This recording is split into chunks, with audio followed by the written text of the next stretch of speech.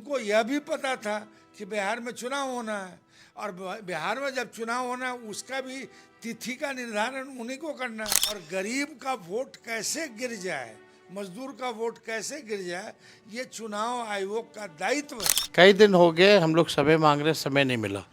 समय चुनाव आयोग क्यों नहीं दे रहा? बताइए, जो दलित पलायन कर गया, दलित तो घर में नहीं, डेली काम पर मजदूरी करने वाला है।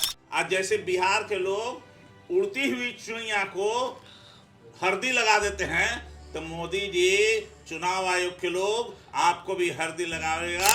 ये जरूर देखिएगा आने वाले समय में सारा कंट्रोल जो है राष्ट्रपति शासन लगवा करके ये करेंगे। बिहार पर कब्जा करने का एक साजिश है, हमारे वोट को खत्म करके, जो कभी चलने वाला नहीं है। नेता विरोधी दल तेजस्वी यादव आज रिपोर्टर की भूमिका में नजर आए, सवाल पूछते नजर आए, वो भी पटना के आरजेडी दफ्तर में ही। दरअसल चुनाव आयोग पर तेजस्वी यादव के तेवर आक्रामक हैं और बिहार चुनाव से पहले मतदाता सूची के पुनरीक्षण के फैसले पर तेजस्वी सवाल खड़े कर रहे हैं। इस बीच तेजस्वी यादव ने एज ए रिपोर्टर, नेता तो है ही, नेता विरोधी दल तो है ही, पार्टी के 2 कद्दावर नेता से पूछा है चुनाव आयोग के मंशा के बारे में। देखिए सवाल पूछे अब्दुल बारी सिद्दीकी से, उदय नारायण चौधरी से, जवाब क्या मिला है जरा वो सुनिए। अभी इलेक्शन कमीशन जो है राष्ट्र अध्यक्ष जी ने कई बार मेल किया और अभी तक जवाब नहीं आया है। आपका क्या लगता है कि क्यों ऐसा इलेक्शन कमीशन जो है कर रही है? देखिए ऐसा है कि जहाँ तक चुनाव आयोग की बात है, ये संवैधानिक संस्था है और संवैधानिक संस्था पर जो डिफरेंट पॉलिटिकल पार्टी है वो भी आस्था रखती है। और फिर चुनाव आयोग का भी यह दायित्व बनता है कि अगर किसी तरह का कोई कन्फ्यूजन या कोई चीज़ सवाल उठ रहा है तो उसका निदान करे। और चुनाव आयोग की ये भी जिम्मेदारी है कि जनता के बीच उनकी जो बिना किसी पार्टी का पक्ष लिए हुए, मतलब उनको अपनी बात जनता में ले जाना चाहिए। अब चुनाव आयोग को अगर किसी भी तरह का मान लीजिए कि अव्यवहारिक निर्णय हो गया, तो जब चुनाव आयोग संवैधानिक संस्था है तो उनको व्यवहारिक काम करने में तो कोई दिक्कत है नहीं। अब आप देख लीजिए कि अब एक बिहार में चुनाव होना है और बिहार में जो है ये जो महीना है, अब मतलब 1-2 माह के बाद 1 माह के अंदर, मतलब ऐसा है कि यहाँ बरसात आएगी, बाढ़ आएगी, यातायात बंद हो जाएंगे, फिर जो है चुनाव आयोग भी नहीं जा पाएगा, जिनको अपना डॉक्यूमेंट पेश करना है या सुधार करना है वो भी नहीं कर पाएंगे। दूसरी बात जो है, बिहार के जो है करीब 4 करोड़ से ज़्यादा लोग जो है, जो गरीब लोग हैं, मजदूरी करते हैं, वो या तो बॉम्बे में है, चेन्नई में है, हैदराबाद में है, दिल्ली में है, वो गए हुए हैं वहाँ। तो अब आप बताइए कि वो अभी जो है वो अनपढ़ है। एक इधर आ जी, वो नहीं आप बोलिए। नहीं वो अनपढ़ हैं और समझिए अपनी पेट के लिए, मजदूरी के लिए वो गए हैं वहाँ। तो उनको जब तक आप अवगत नहीं कराइएगा, उनको लाने की व्यवस्था नहीं कीजिएगा, उनको भेजने की व्यवस्था नहीं कीजिएगा, तब तक वो आकर कैसे अपनी बातों को रखेगा। और जब इलिटरेट हैं वो, और आपने 9 बिंदु लगाया है, तो 9 बिंदु को समझाने वाला, बताने वाला उन मजदूरों के सामने और उन गरीबों के पास, इलिटरेट वर्ग के पास, जो आपके पास कौन सी व्यवस्था आपने की है? इसमें हमने कोई देखा है कि व्यवस्था नहीं। जब से पहला नोटिफिकेशन हुआ है उसके बाद से कई बार जो है बदलाव किए गए हैं। यानी इलेक्शन कमीशन खुद ही कंफ्यूज्ड है कि वो कर क्या रहा देखिए, है। बार बार चाहे डॉक्यूमेंट्स की चीज़ें हों, टाइमिंग की बात हो, हर बार जो है अपनी ही बात को अलग आदेश दे करके बार बार बदलाव किया जा रहा है। असल मैंने पहले ही कहा कि चुनाव आयोग एक संवैधानिक संस्था है। उसका दायित्व है कि साहब इम्पार्शियलिटी जनता के बीच जो है उस संस्था का जाए और कभी यह संदेश नहीं जाए कि यह भेदभाव करता है। मगर अगर आप किसी तरह का एक्ट किसी तरह, हम नहीं कह रहे हैं कि आप दबाव में कर रहे हैं, मगर लोग समझेंगे कि दबाव में किया जा रहा है। इतनी जल्दबाजी क्या है?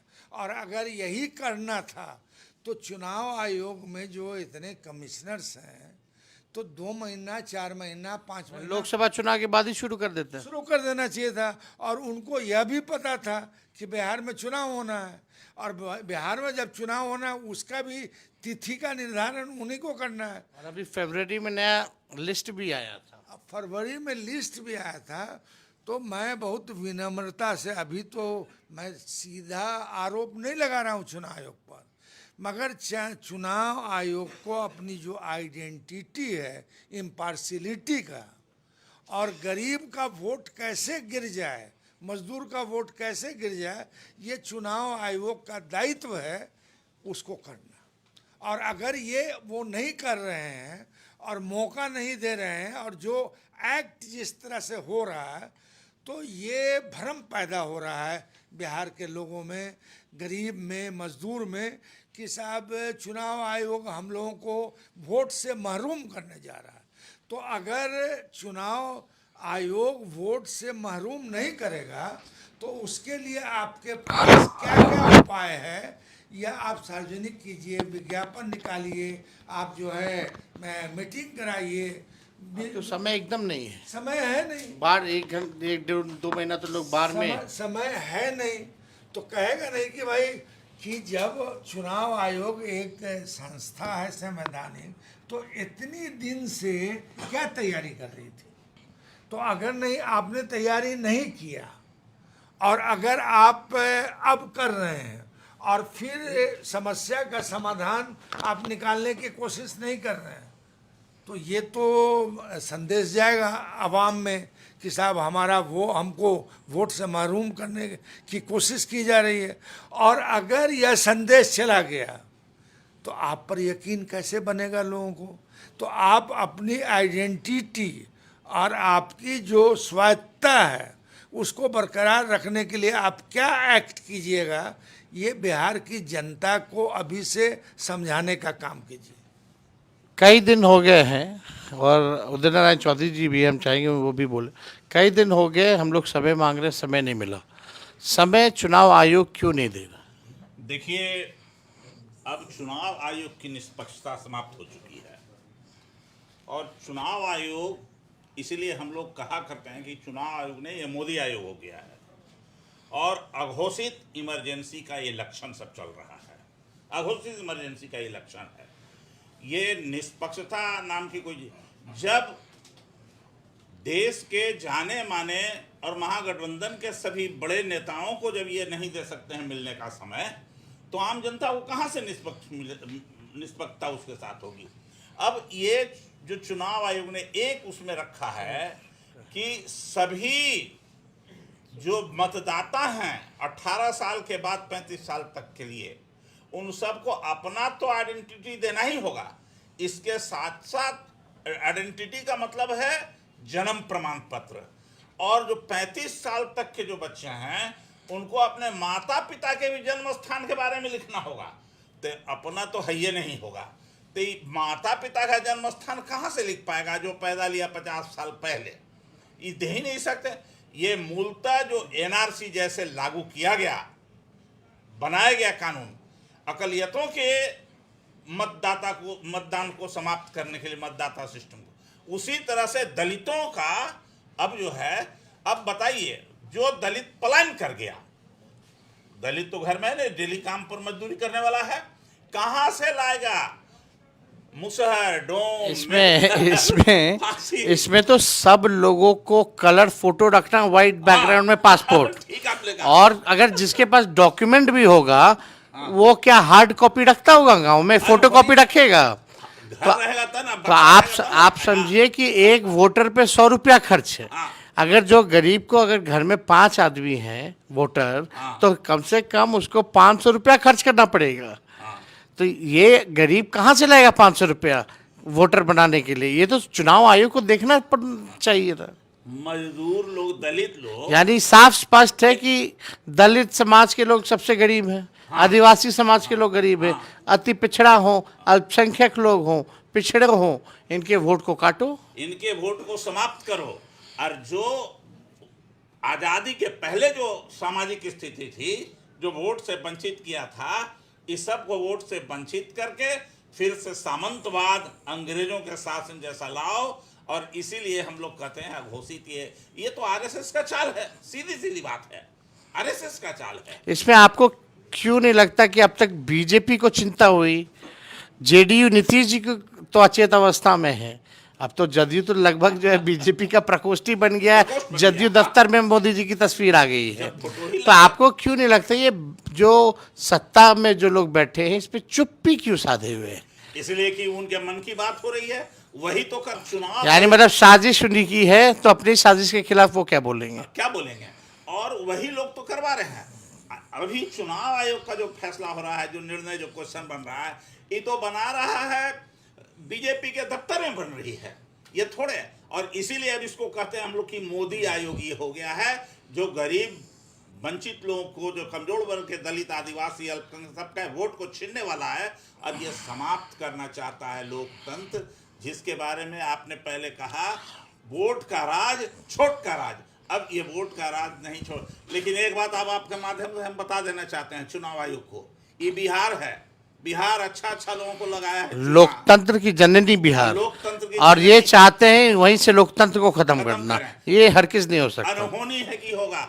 आज जैसे बिहार के लोग उड़ती हुई चिड़िया को हरदी लगा देते हैं, तो मोदी जी, चुनाव आयोग के लोग आपको भी हरदी लगाएगा। और ये मत समझिए कि इसके बहाने आप अघोषित इमरजेंसी और राष्ट्रपति शासन लगाने की जो मंशा किए हैं कभी पूरा होने वाला है। ये बिहार की आपने राष्ट्रपति शासन का जिक्र किया, ये जरूर देखिएगा आने वाले समय में सारा कंट्रोल जो है राष्ट्रपति शासन लगवा करके ये करेंगे। आपको क्या लगता है इस पे पॉसिबिलिटी है? एकदम सही आप बोल रहे हैं। अब तक बीजेपी बिहार में सफल नहीं हुई है। अब जो है सो जैसे जदयू को कब्जे में कैप्चर करके ले लिया, अब नीतीश कुमार नाम की कोई चीज नहीं रह गए हैं, चूंकि अचेतावस्था में हुआ है। वहाँ अब प्रकोष्ठ के जैसा आपने कहा कि अब ये जदयू भाजपा का एक प्रकोष्ठ के जैसा एक संस्था हुई। अब ठीक उसी सहारे अब चलना चाहते हैं। बिहार पर कब्जा करने का एक साजिश है, हमारे वोट को खत्म करके, जो कभी चलने वाला नहीं है। आप ठीक ही आपका ये कहना। तो हम ज़्यादा समय नहीं लेंगे, हम चाहेंगे कि जितने लोग भी 1000 से भी ज़्यादा ऊपर लाइव जो है लोग देख रहे हैं, हम चाहेंगे कि सभी लोग इस वीडियो को जो है शेयर करें, ज़्यादा से ज़्यादा तक इन बातों को जो है जन जन तक पहुंचाने का काम करें।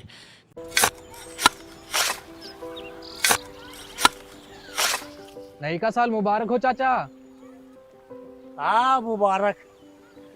जब तक ये सरकार बा तब तक नया साल मुबारक। कहाँ का बात करत बाड़? बात ई बा, साल चाहे नया होके फिर चाहे, हमार जिंदगी में तो बस दुख है, दुख बा। बाढ़ के समस्या 10 का 10 बा। फसल बर्बाद हो जाला या ऑन पॉन बिक जाला, ना कोई उपाय बा ना कोई राहत।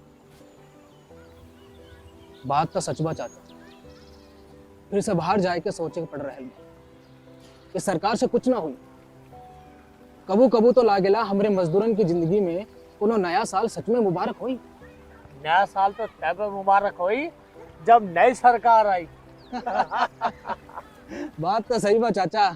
नया साल, नई सरकार, नया संकल्प, नया बिहार।